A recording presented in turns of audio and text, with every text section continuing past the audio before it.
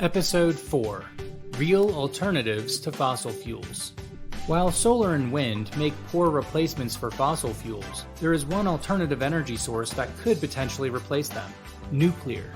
In spite of coming into public view under the shadow of the atomic bomb, significant global investments in nuclear power plants were made from the mid-1960s up until the early 2000s.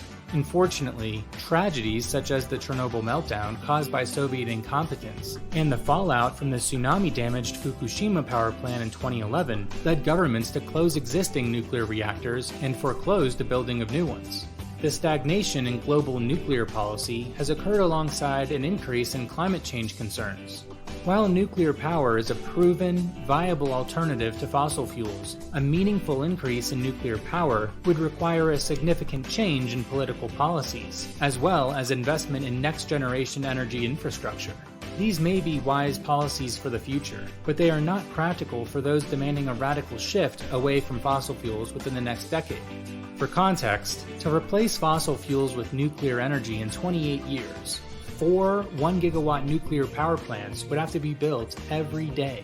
In the last 30 years, 4 gigawatts of nuclear capacity have been created only every 540 days. Other alternatives to fossil fuels and green energy have been considered as well, including hydroelectric, geothermal, hydrogen fuel cells, and biomass.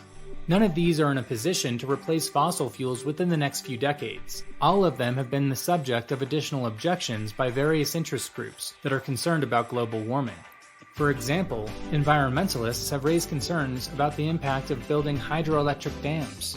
Most importantly, the innovation required to come up with a new energy source that has fossil fuels benefits and little impact on emissions requires a very unique natural resource: human genius. Only in a society that prioritizes human creativity and entrepreneurship can individuals make the sorts of breakthroughs necessary to revolutionize energy production. Yet, it is precisely this human element that is ignored, and often explicitly demonized, in favor of the end is near hysterics.